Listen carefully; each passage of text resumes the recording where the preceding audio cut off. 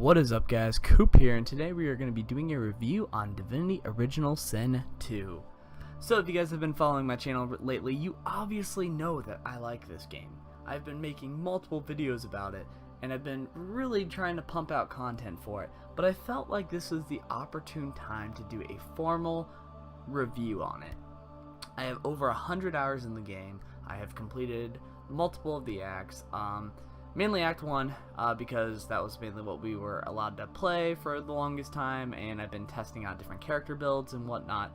But I have an overall knowledge of what this game is like, and enough to express my review rather than just a day one review of somebody just jumping into the game like other YouTubers. I wanted to take my time and fully dive in depth to this game and discuss all the points and the pros and cons of what makes this game great. So let's dive in. So the first thing to ask is, what exactly is Divinity Original Sin 2? How do we describe its overall world? And what exactly do you do in this game? Well, Divinity Original Sin 2 is a turn-based RPG game, very similar to that of what I would best describe it as almost like an online D&D game. You create your different characters, your different builds, and over time you do turn-based combat, which I will show you here. As you can see, it's very turn-based, and there's a variety of different factors and different things that you can do within the game. You have things such as heals for your bedrolls, and potions, and scrolls, and one-time use items, as well as your other spells, which have cooldowns and its own talent trees in themselves. And what's really cool is, like, everybody has their own different ways of fighting. Some are like my rogue-based character, who oftentimes will do a lot of backstabbing and hiding and things. You have enemies with smart AI. Sometimes it's a little glitchy, as you can see here, but the combat system is very nice and unique, as it is a really smart, decent AI that can adapt to what you're doing, and especially on the later levels, it really knows how to fight back against you, which is overall really nice. But it's really cool to do the different character sort of builds and perspectives, such as this of the Summoner, where I'm able to do a different non-combat based sort of play, where I'm just running around summoning my different demons and creatures, which is very cool overall.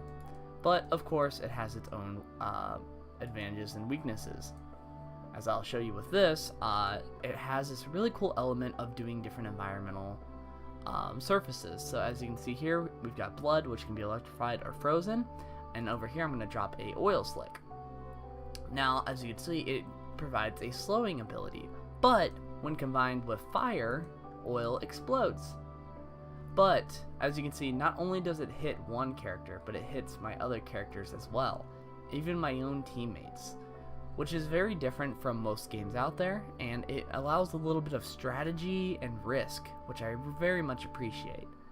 And then you have characters like the undead, who play totally different and actually don't get heals and get healed from poison. And that's basically how the overall mechanics of the game kind of go on. Now, you all often are going to be asking, what happens exactly if you die? Well, you have these nice resurrection scrolls that are constantly given out throughout the game. As you can see, I have a total of 20 altogether. They're constantly given all the time, which is really good, especially if you have like a teammate that's not doing so hot, or you have like a guy who's just now learning, or you make minor mistakes along the way, and death isn't a bad thing. It's not like your character gets permadeath. However, there's a mode for that if you're into that sort of thing, but it's very nice to see that sort of mechanic overall in the game. Now, what else is there to do in the game? It can't just all be combat. Well, there's different elements altogether. There's things like such as having conversations with people, building up different quests. As you can see, I'm doing talking, and there's different branching things I can do here. So as you can see, I just did an option to where he just killed that dude. So as you can see, if I maybe answered it a little bit differently, maybe he wouldn't have died and whatnot. But there's also different mechanics such as sneaking, where I can sneak around and sort of get in and out of their different areas here. And there's stuff like pickpocketing, which is not a bad mechanic at all, because I can steal different things and whatnot. But that's like one of the many aspects. You've also got your different skills, such as your civil abilities. The civil abilities are really cool because it makes it to where it's not all about combat. Your character also is good at something else socially, such as my undead. He's very good at pickpocketing. He's very good at carrying more gold when he pickpockets. He's can break through doors because he is an undead. He doesn't require lockpicks. He can actually lockpick with his finger. So having that skill is not really bad. Then you have sneaking, where I can sneak a little bit better. You have lore master, which can identify items such as things you get off of bosses and whatnot. It's just an overall nice stat to sort of push you back a little bit from just being really, really good at sneaking or really, really good at thievery and not so much the other skills. Next you have bartering. However, I do have a problem with bartering.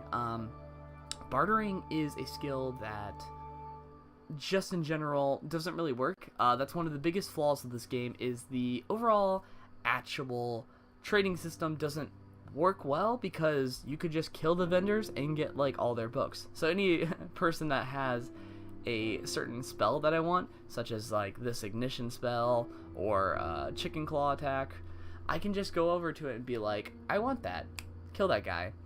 And that's one of the first major problems I have with the game, is it doesn't really make that skill worthwhile, and Lucky Charm is close to useless unless you stack it throughout the entire game, but even then you're kind of missing out on better skills such as Lore Master and Persuasion and whatnot. Persuasion's a very interesting skill because it can actually change different ways of going about people. You might have somebody who is 100% going to fight you, but if you persuade just correctly enough, he'll be like, alright, nope, you're free to go. And that's very interesting for different gameplay reasons, and that's where our next point kind of jumps in. One of the biggest things I noticed, especially with Divinity Original Sin, is as I played the game, it had multiple different paths, and each experience kind of felt different and unique. It was very cool to have certain characters and certain things and RNG to be completely different for every playthrough. Sometimes I'd be very lucky and get a lot of gear in the beginning. Sometimes I'd be very unlucky and I wouldn't honestly get anything. Some of my characters would oftentimes be, well, completely naked with no gear, while other characters I play as would just find all this outrageous gear that just worked out so perfectly. And that's one of the things that makes every playthrough a little bit different. There's certain characters like these locked doors that I wouldn't be able to get normally if I didn't have a thievery skill. For this guy, I was able to talk to him and find out through my origin stories. Origin stories are rather unique, and it kind of defeats the purpose of being a custom-based character, which is sad, but by having these custom-based characters such as Lois here, and the Red Prince and Sybil, it's very cool because they have their overarching different stories. Sometimes I was attacked by assassins through Red Prince. Other times I was attacked through Lois because she was going mad and there's maybe demons. Sybil is trying to hunt down people who have honestly done her wrong. And it's so cool to say that I experience these as these characters. However, the custom characters definitely felt a little lackluster. But I think that's outshined because you're not going to be having a bunch of these custom-based characters. Most of the time, you can just find a race that you like and just go with that origin story and completely do them differently.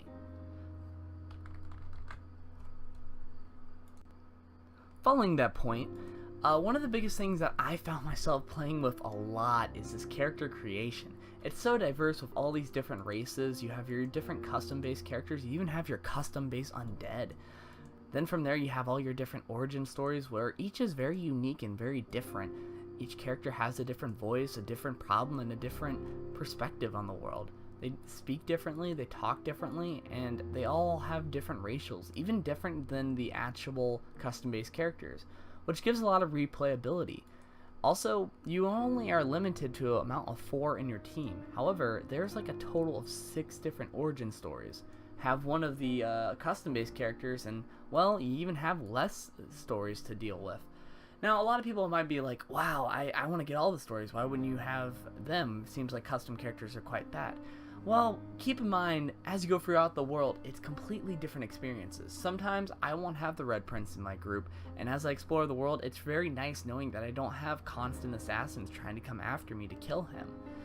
And as I play Ifan, I like hunting down sort of these people that he needs to kill because he has bounties on them, and having constantly people try to attack him for it, or having Lois's sort of demon in her head constantly try to play around with my party, and sometimes I even have to fight against her. And that's just overall really cool aspects. And as I go throughout this, it's overall pretty nice with its character creation. They don't vary much variety much.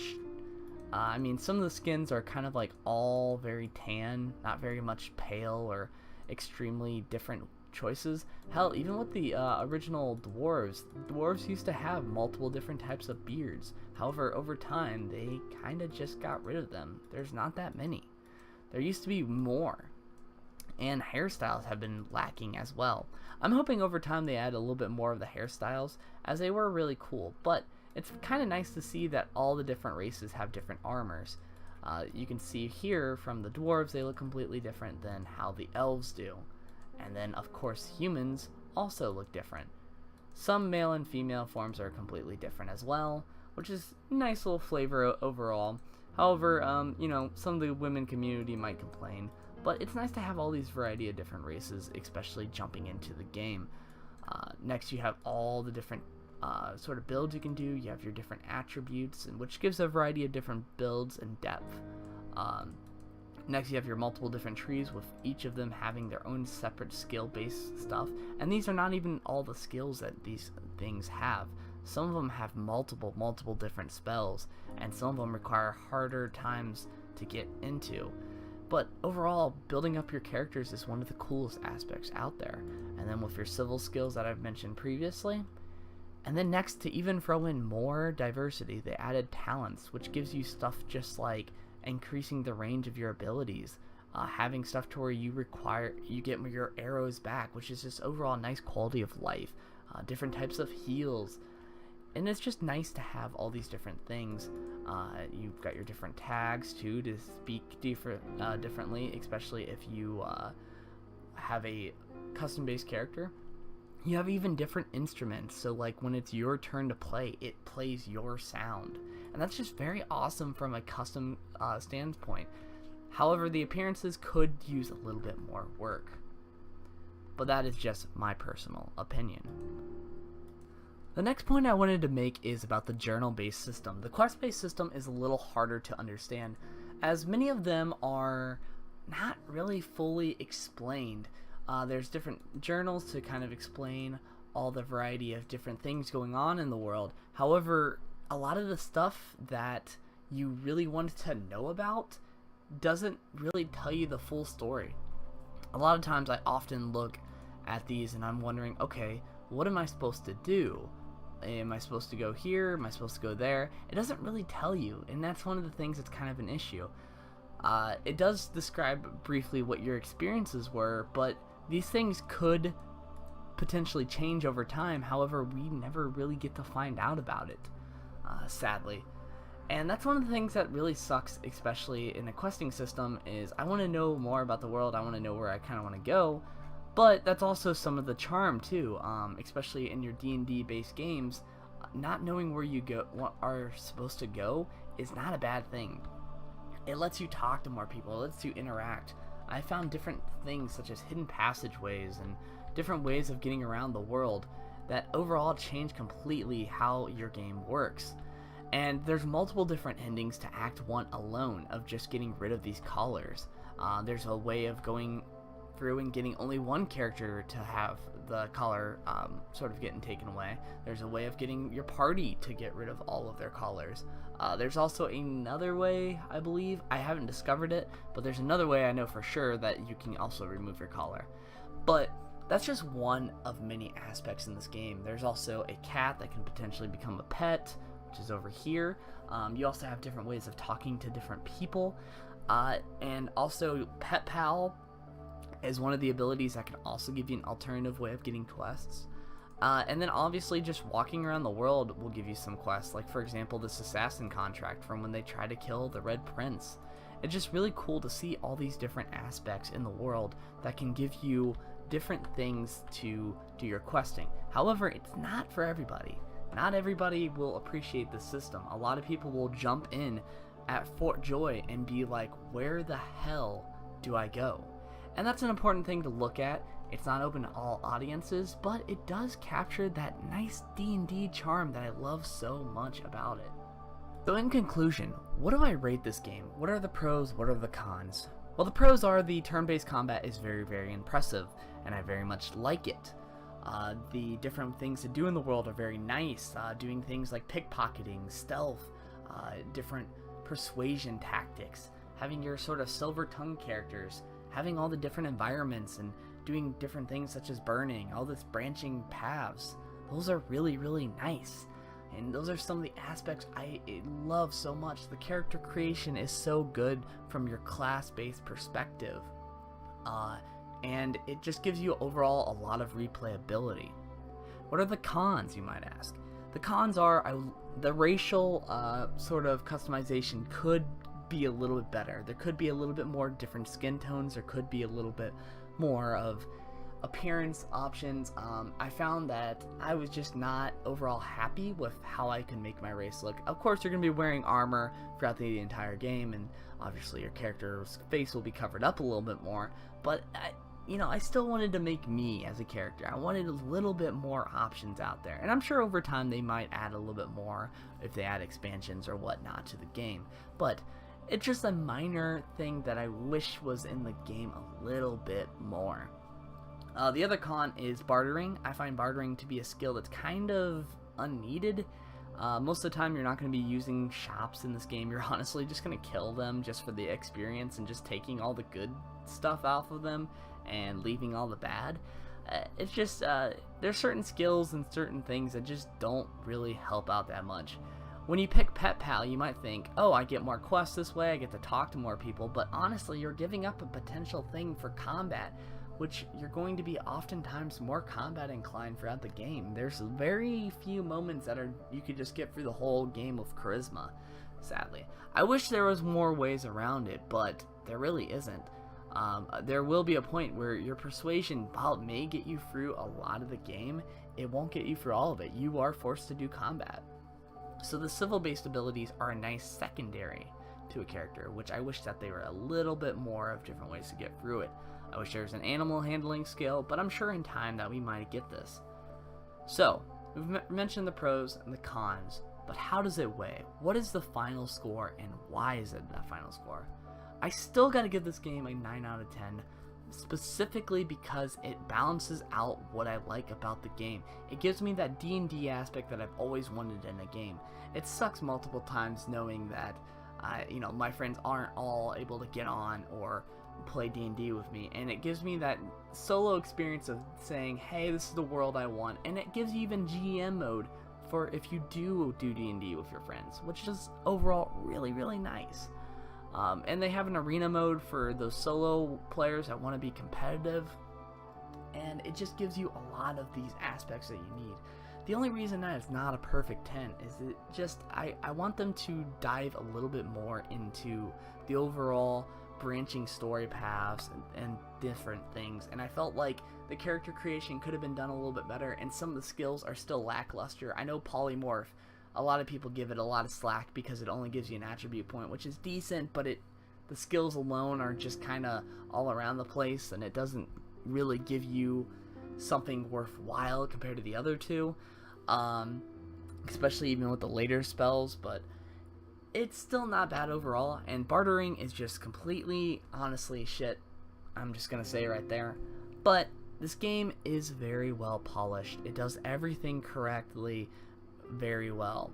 The journal-based system is a little bit lackluster, but what it makes up with that is it gives you that sort of adventure, that sort of different playthrough every time, discovering things, discovering different places where you can get armor, discovering different people you can pickpocket, different shops, different things every single time you play this game. And that is just a beautiful experience to capture. So I give this a 9 out of 10. I think it's one of my games of the year at least.